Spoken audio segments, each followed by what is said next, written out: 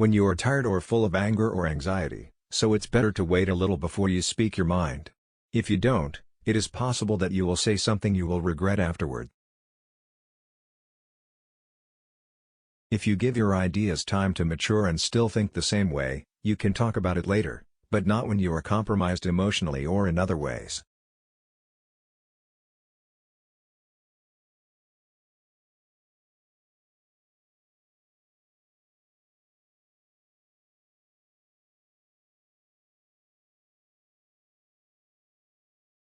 You should not speak when your words are more likely to be hurtful beyond being useful. Sure, there are situations when others need to hear the truth, harsh as it may be, but these situations are rarer than we think.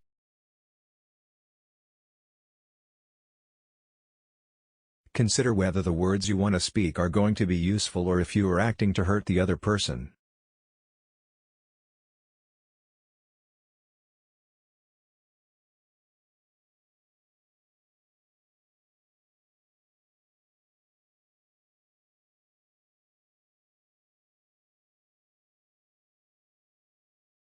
The next situation when you should not speak up is when your opinion is irrelevant.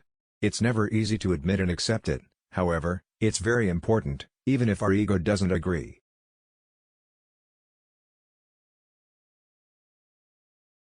Silence is the best answer to someone who doesn't value your words.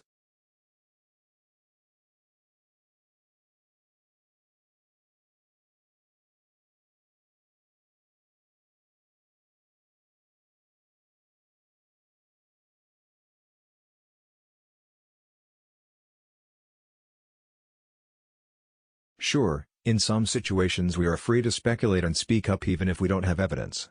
However, this is not always true.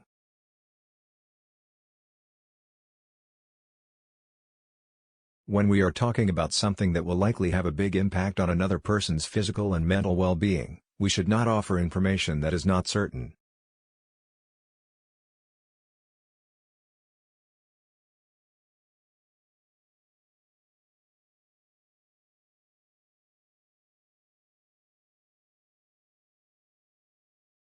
If recognizing that your opinion is not relevant is hard for the ego, being asked to stay silent is even harder. You might be asked to take a backseat in some situations that can make us want to speak up.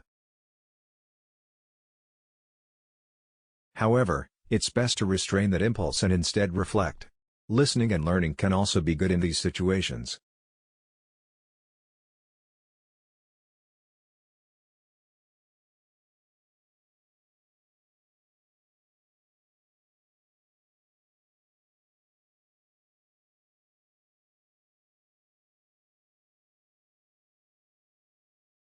Just because you feel you ought to add something doesn't mean you should.